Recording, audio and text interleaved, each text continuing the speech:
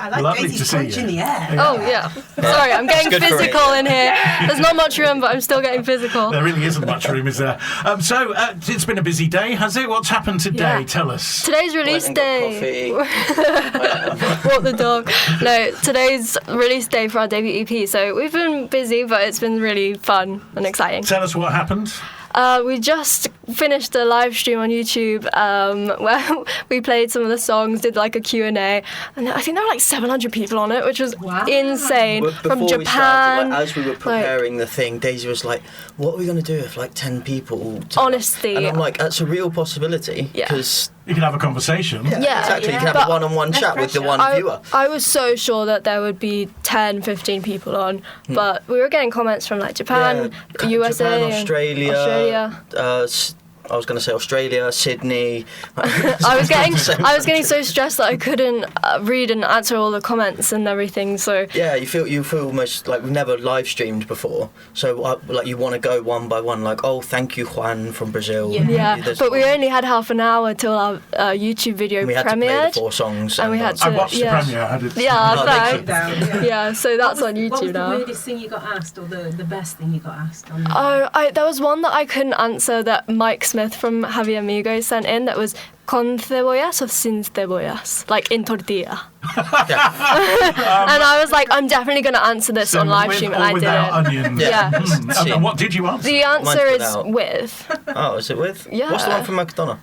I think They it's have with. both. Oh, is it? Oh, Yeah, I literally bought one about an hour ago. You can have with or without. Oh. Mercadona expert. I saw the thing in there, the paella mixta or whatever it was. That's unusual Friday. I no. always get meatballs. I like the meatballs. Nice. Excellent, some local flavour there, literally.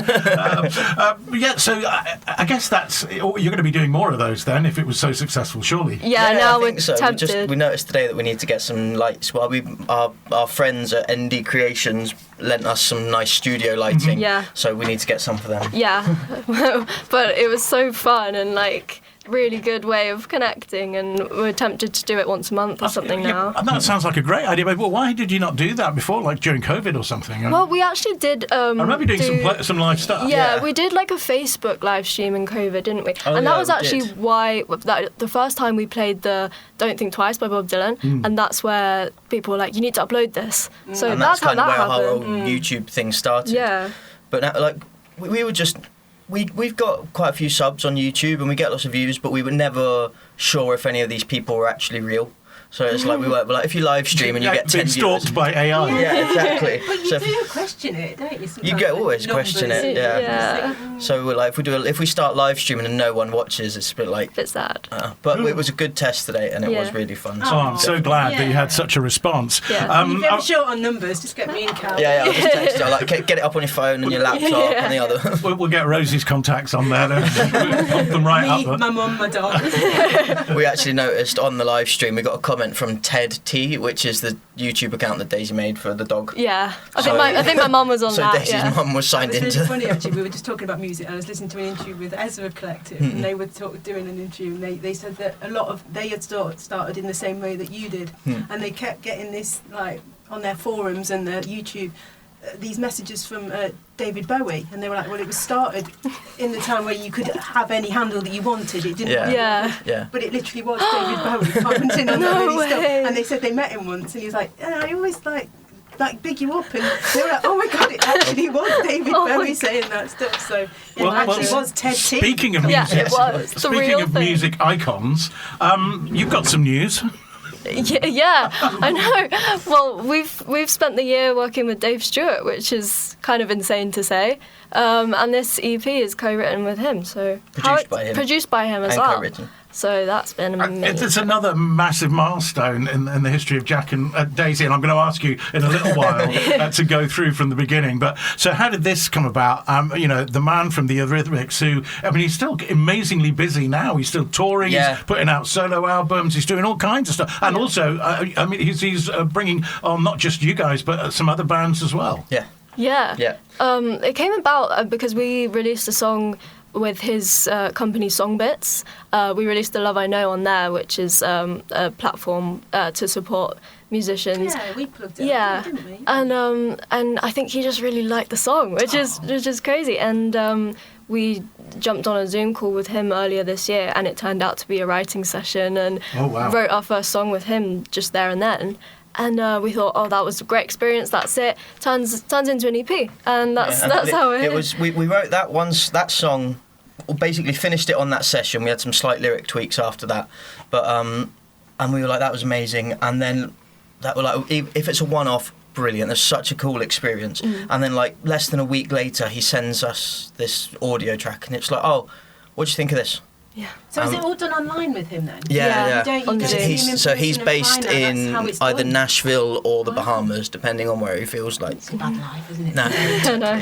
Tough times. So that's incredible, the way sort of music's progressing. You're writing with Dave Stewart online. We actually had to figure out on Zoom how to get our guitars heard, remember? Oh yeah, there's this weird setting on Zoom where it's like, because it assumes that, because it's a meeting thing, it assumes that anything that isn't voices is noise that needs to be blocked out. It cuts things out. Yeah. I noticed that when I was speaking to Rosie earlier. Yeah, it kept I thought, me wow, out. this is it's a great line, but Yeah, so we spent maybe like the first 20 minutes of our meeting with Dave trying to him being Studio engineer extraordinaire. Oh, he has his own engineer with him, Jesse. He's great.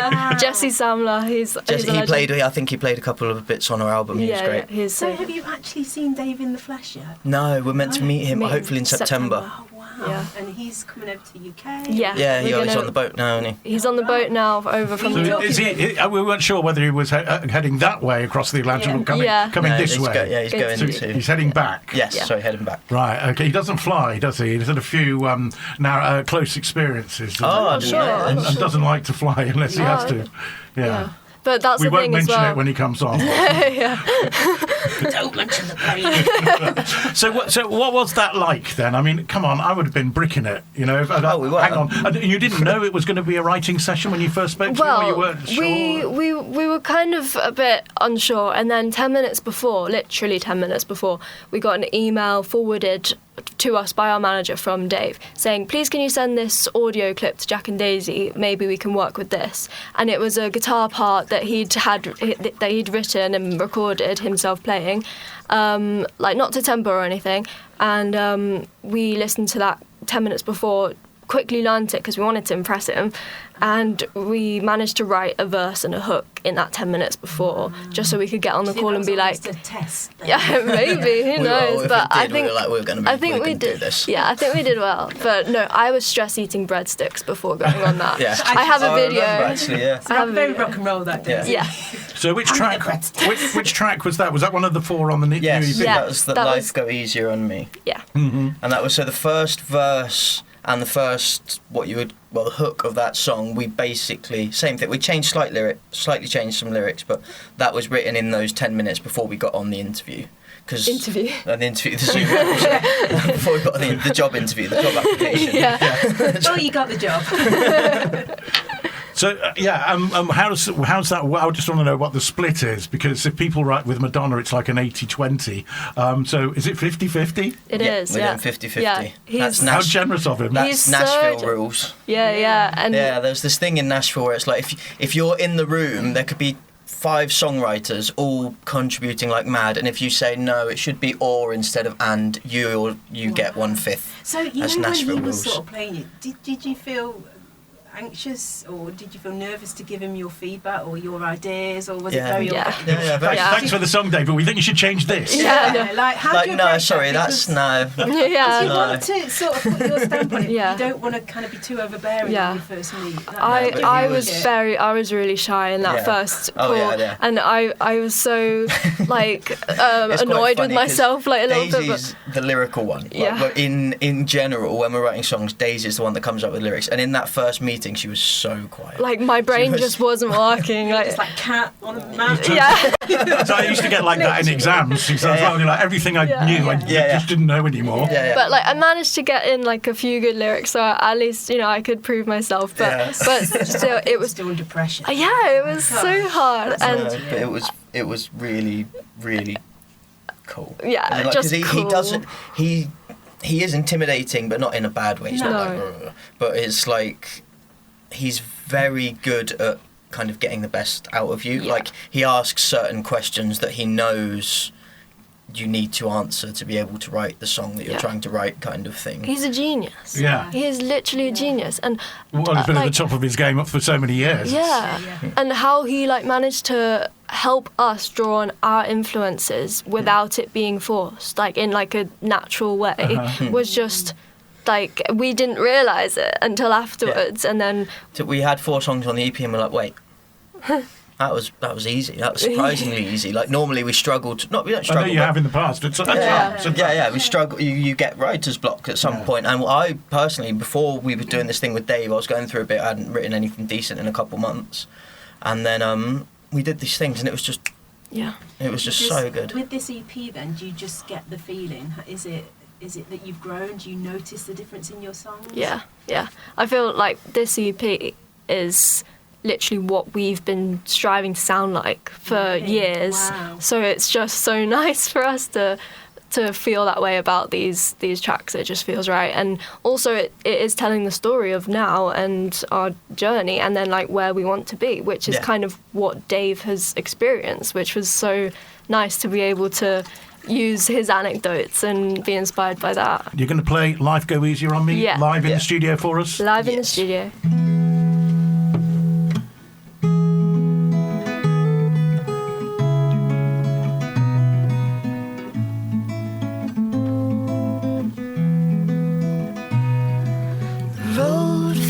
So much longer now, but I'm further from the crowd where I used to be. This house feels so much smaller now, and I can't stay here on the ground. I need to find my feet, but I don't wanna cheat. So please, please, life, go easier on me. Feels like I've been chasing clouds, catching smoke and burning down, with no room to breathe. Sometimes I try to write it down, paint a picture of this town. It keeps telling me to leave. There's not much I would need. So please, please, life, go easier on me.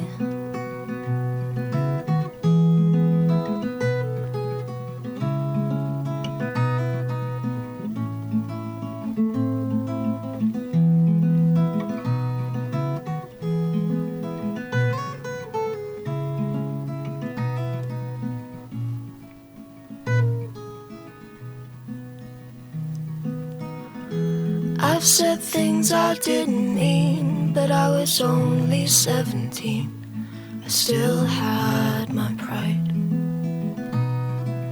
And I think there's a part of me that just doesn't want to leave, but I'm going with the tide.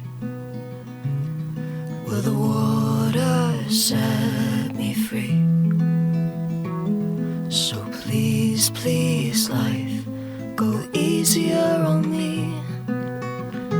I think there's a part of me that just doesn't want to leave. It weighs heavy on my mind. I've waited patiently. So please, please, life, go easier on me. Please, please, life, go easier on me. That was beautiful. We loved that. Life Go Easier on Me. First time we've heard it from the new EP. Did it feel like there was a difference to it than a Jack and Daisy song you'd done on your own? Yeah, definitely. It felt more mature. Like the songs in this EP feel more mature. Like just more complete. It's exactly what we've been striving to sound like. So it's just nice to be able to. Yeah, I don't know. I don't know what I'm saying anymore. In the process, Daisy. So there was one initial call with Dave, and then how many were there thereafter? So then so that was a Zoom call, and we did another 2 Zoom calls. Yeah. But then after that, he would just call me on my phone. Yeah. And what? It was how I've got did him the saved. EP He's get my put number together? one contact on my phone now. Dave. Got Dave Stewart and a little Dave. heart next to it. Stewie.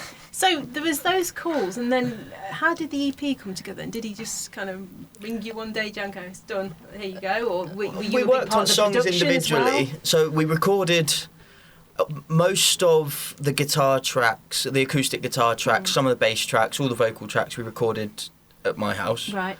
And then we sent him them as like the foundations for him then to build upon, and then he would say like, oh, add this, do that, stuff like that.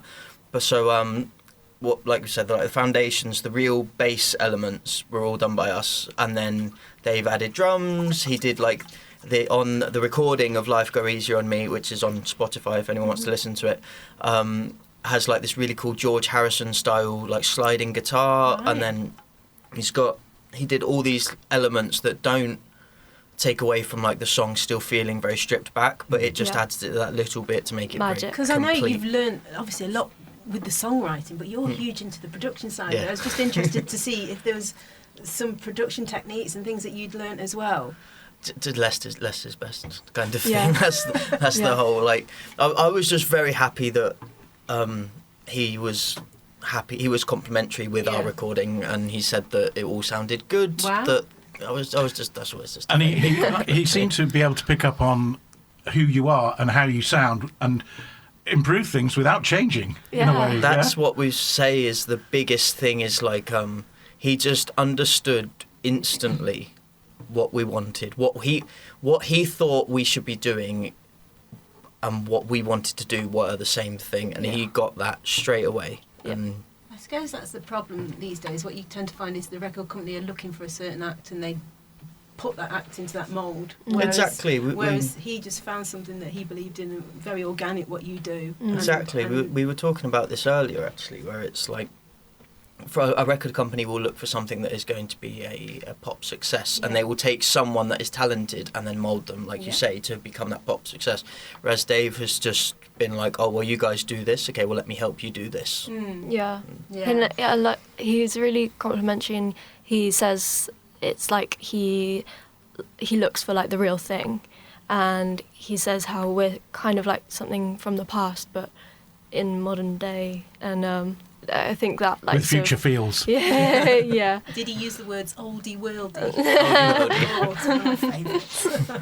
And I suppose, you've had the comparisons drawn because of a lot of the covers you've done from the likes of Simon & Garfunkel and Fleetwood Mac. So those when people talk about you, those bands always seem to creep in to your sound and your influences. Of course, you've been known to do the odd Bob Dylan as well. And of course, Dave's just done a whole album of Bob Dylan. Yeah. Hopefully we'll get to talk to him about that. So He might give you He one of has his so many. anecdotes. He has so many stories with Bob Dylan. He's telling us all these anecdotes. he's about worked Dylan. with him. Yeah. So, He worked with Stevie Nicks as well. He was telling us a story about she called her him his and- hero. Yeah. He was telling us a story about her the other day. You can't tell someone else's stories. I won't tell the Jack. story. He was telling us an anecdote ask about him. him, about her the other day.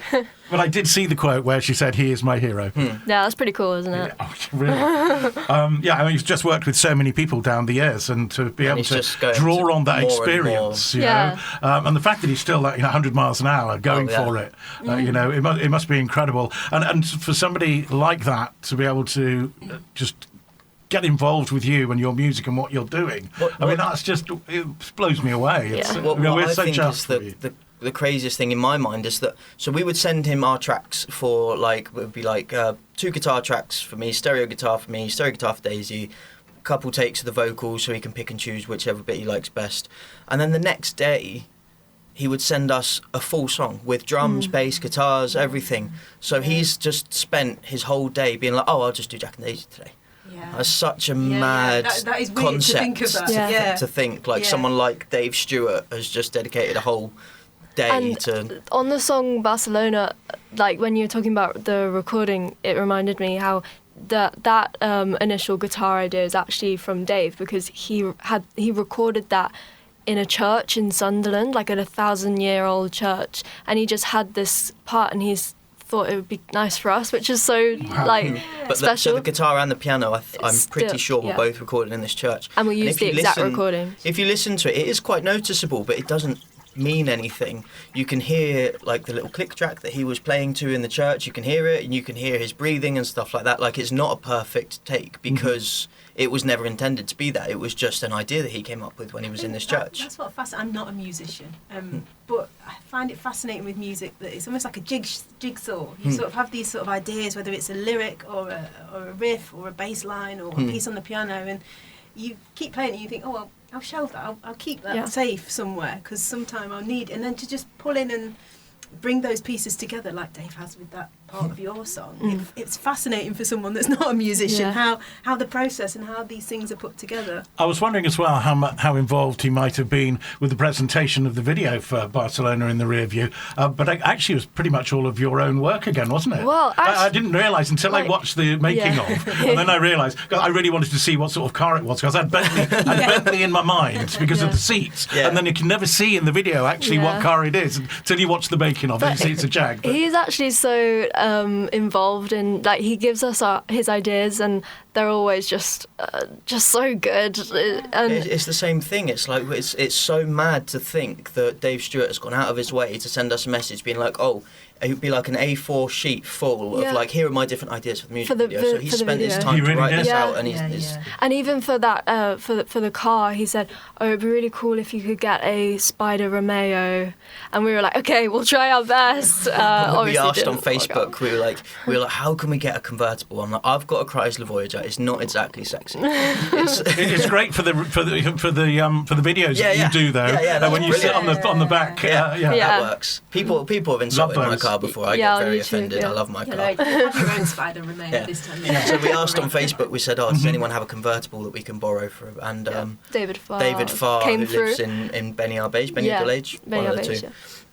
Said, I've got a Jag you can borrow. It's quite fitting. I think it does work. It's a lovely car. It was so nice. Yeah, couldn't have asked for more. I know. I think it was on the making of that where somebody asked Jack, "You all right?" Jack is like, "No," because you're driving. And, having to. He was so stressed. He was so stressed. I was so scared. He was driving so slow. So I was like, Daisy's like, "Look happy." I'm like, I can't. I'm interested, guys. How are you going to promote the EP? Is there a tour? Is there lots of gigs planned? Is it all Spain, UK, maybe the States? Just shouting it in the streets. Just gonna. Well, Dave's told you to do as much media as possible, hasn't he? Yes. Yeah. And I wanted to ask him about that because obviously it's still viable, even in these days of YouTube and TikTok and the rest of it. He's still saying, get out there, get round all the radio stations. Yeah, definitely. Yeah. Well, because that's what we do. We like to play live. We like to speak to people. We're not great on TikTok, as I'm not good on camera. No, but like Daisy tried to make me take a selfie earlier. It didn't work. Yeah, he had to put on sunglasses. But we've been doing a lot of radio, like interviews, which I think we do quite well. Yeah, you do. And we're hoping to do a UK tour in September, so that's really exciting. And exclusive. Then hopefully New York. Wow. We'll do New York and Nashville. Christmas, maybe. That's our next thing that we're striving for. Yeah. All right. You're going to play another day from the EP. Yes. Another world premiere from Jack and Daisy.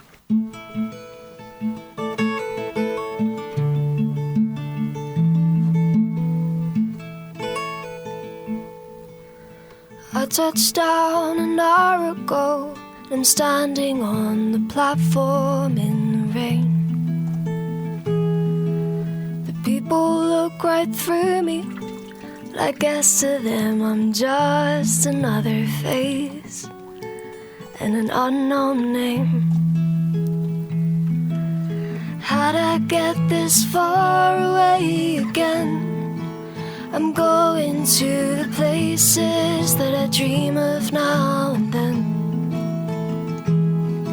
It's keeping me away, and I'm just waiting for another day to end. I spend my time in hotel rooms, down alleyways where the light of day don't bloom.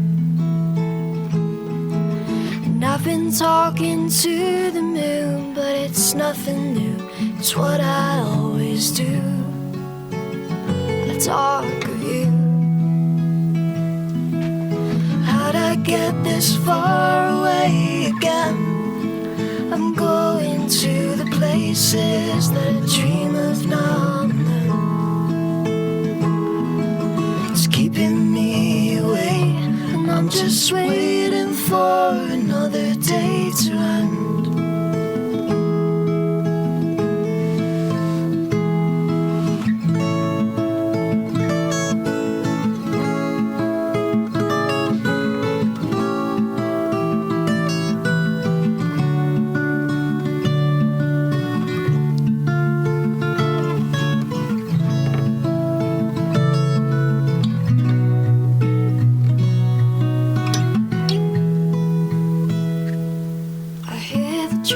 Like lullabies, they're singing me to sleep every night.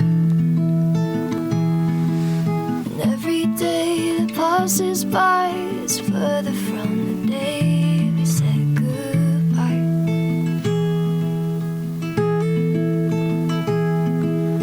How'd I get this far away again? I'm going to the places that I dream of now and then.